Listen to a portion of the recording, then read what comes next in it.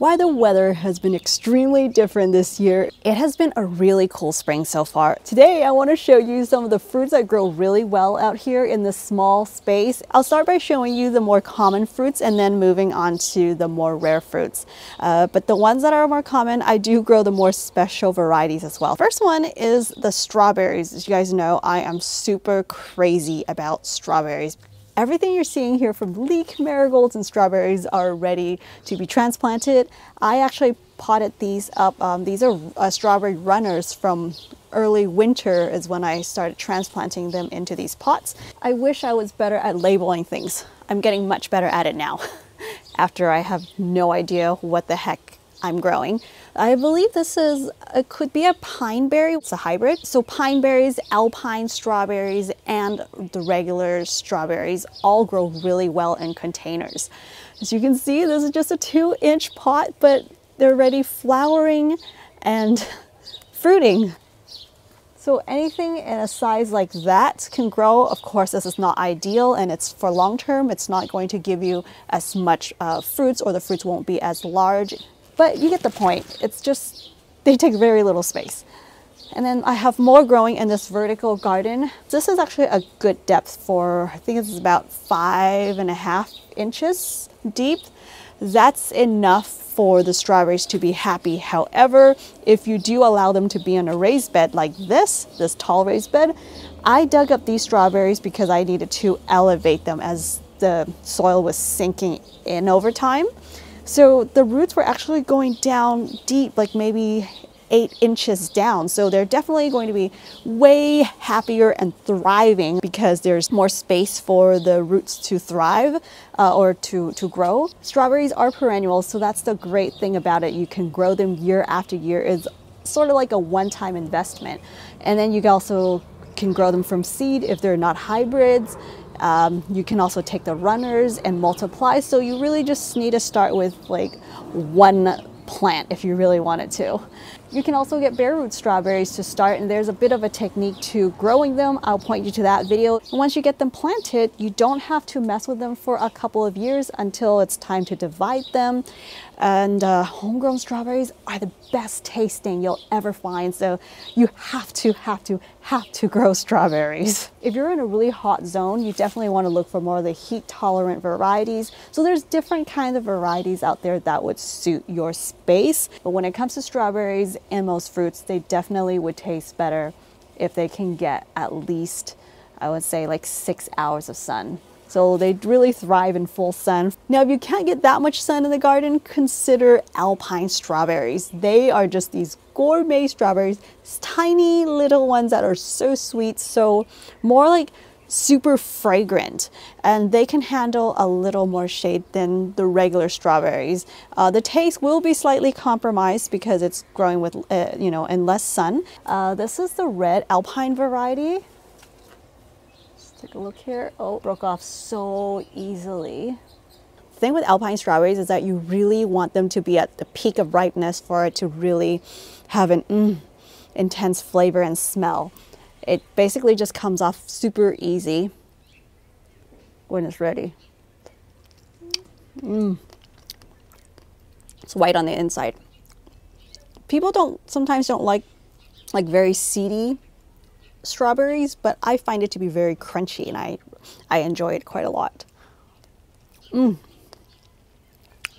My actual favorite Alpine strawberry of all are the Pineapple Crush. Alpines they grow really well throughout the year for here. About late winter or early spring here in Zone 10, I'll start seeing these Alpine strawberries popping up these buds. So they really do fruit and flower really well. The weather hasn't been that warm yet, so the flavor hasn't been like at its peak, but I just want to smell this thing. Oh my gosh. So the Pineapple Crush has a more rounder shape to it, but it's still a good size. Look at that. Ooh. Oh.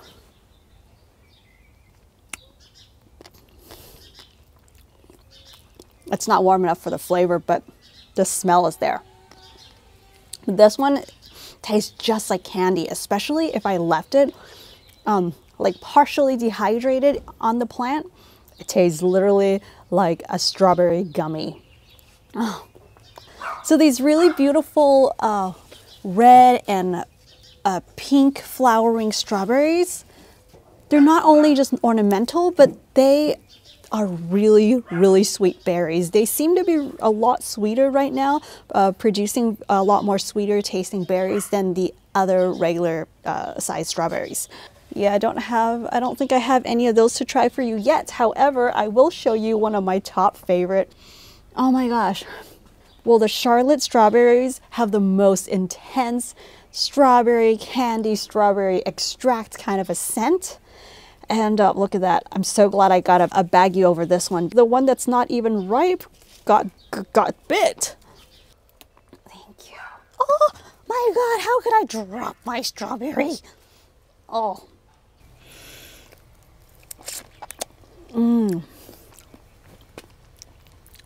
This strawberry doesn't have that firm bite. It's like really beautifully like a reddish pink inside.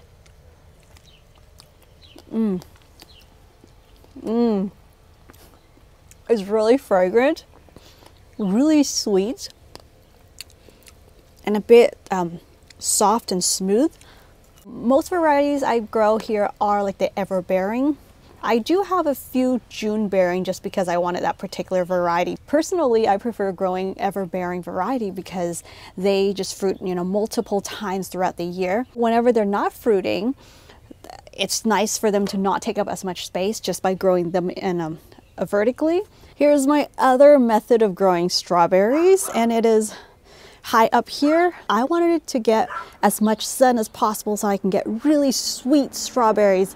I also got the white Caroline pine berries here. This strawberry planter is held up by this frame thing. I don't know what it's called, but I got it at Home Depot.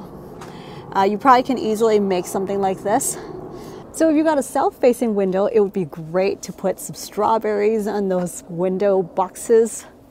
I believe these pine berries that I'm growing are the June bearing variety, but you can see how they're actually white strawberries with these red seeds. Usually I would come out here and turn this every day, so all the plants from this entire planter will get some sun, but I have not been able to turn this in a while because I got these Cape gooseberries, which is the second fruit I will talk to you about growing in a small space. As you can see, they grow super well here, but because they're growing out here, it just makes this planter stuck, and I didn't want to make all those fruits fall. They grow really well from seed. I want to show you how prolific they are.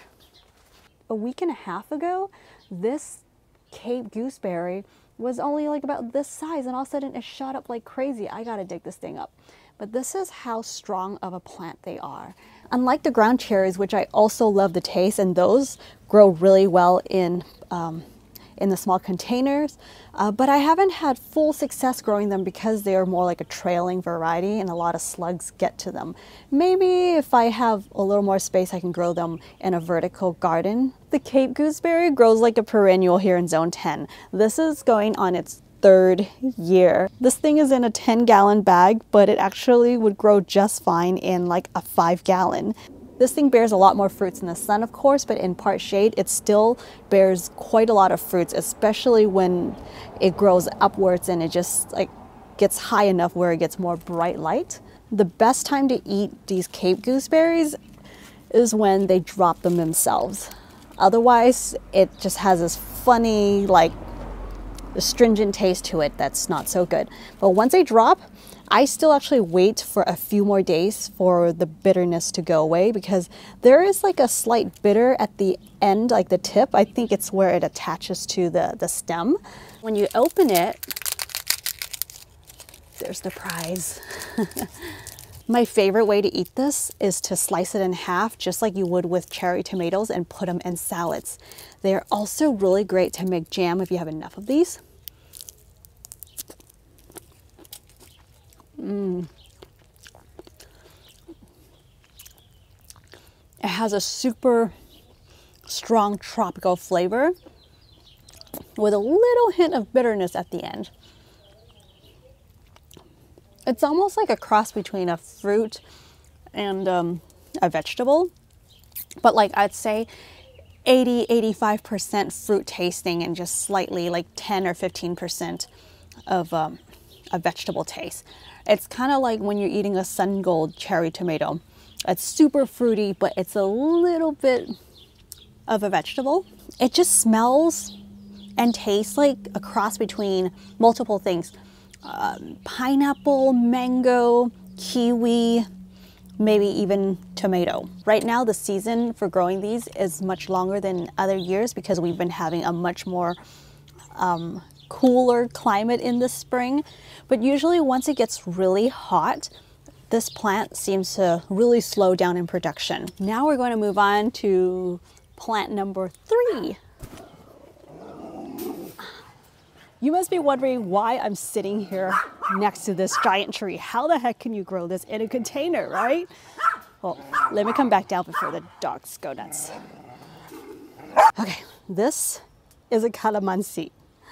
It grows into a nice big tree like you can see behind me, but it actually can grow really well in containers.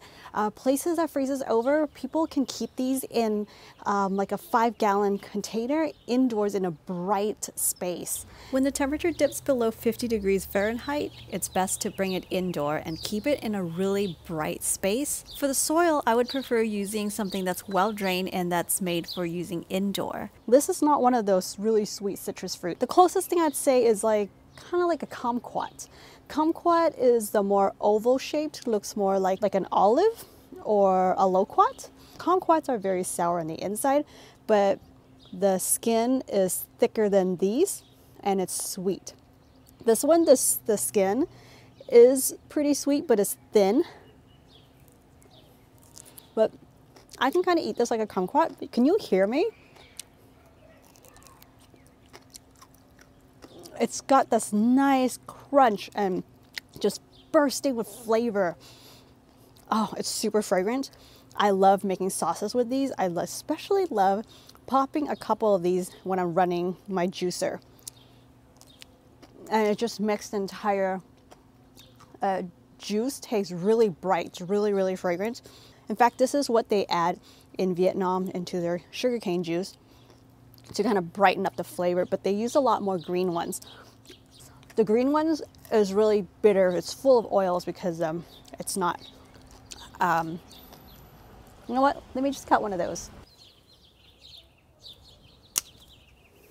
It starts off green and then it gets more of that orangey tone. There's been some on the tree that's almost as big as a little tangerine, like a cutie. Let's go inside. In the summer, I love adding all types of scented herbs and mints in my drinks. I just squeeze this entire thing and drop it in my drink, and it's just so good. This whole thing is really sour. I think I'll take one for the team.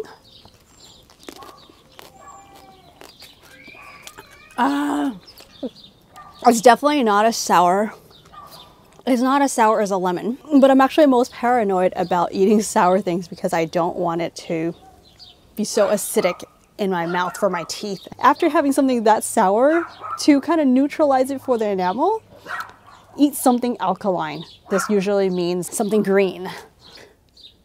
I'll just chew on a Egyptian mint. Super minty, just like your really spicy mint candy things or toothpaste. Super fresh breath. Moving my teeth?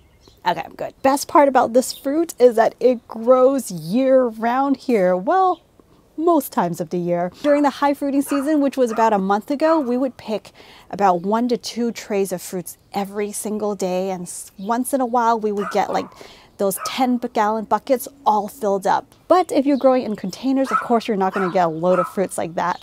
You still get a good amount though, because these fruits are fairly small. They don't need as much energy to produce and they don't need to have a huge pot. We love using the juice to shine up our pots.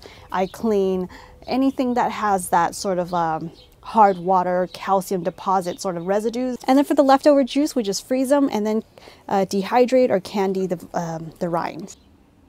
Say hello to fruit number 4. This is a Pepino Melon.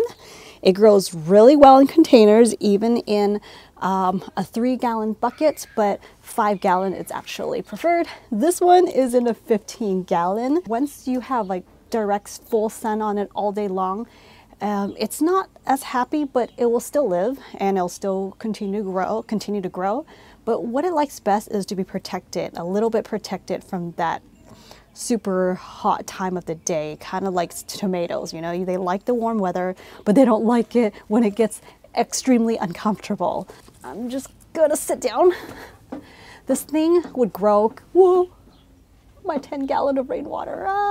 It can get a bit floppy, so a trellis would be preferred, a tomato cage. I do have it on a string. The string is tied to the top so it can keep it upright. This thing, if you've never had a homegrown or fully vine ripened one, you're probably not going to be interested in growing. The way someone described this is that it's like a melon and a cucumber crossed. So it's not crazy sweet like a melon, but it has a very strong melon and a bit of a cucumber smell. But when you eat it, it has like a melon and a cucumber flavor coming through.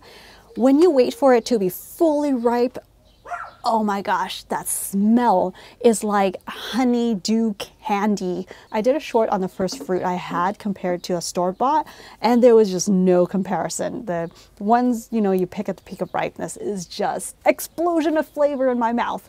The way you grow it and fertilize it is pretty much like growing a tomato.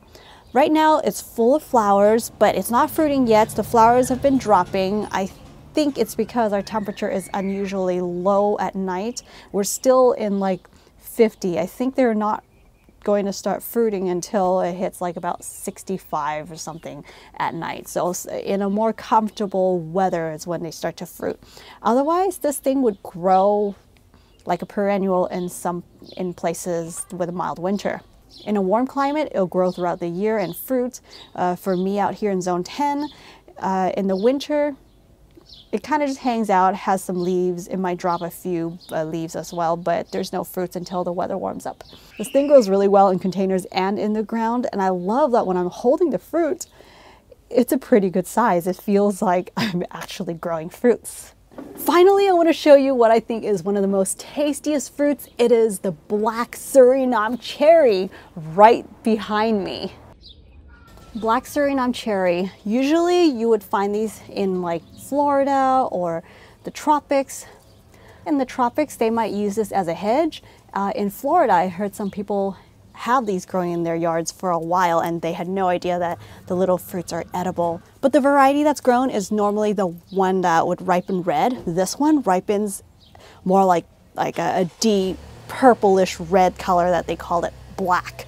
This is a much sweeter variety than the red ones. Very sweet, very, very juicy with a little like a seed inside.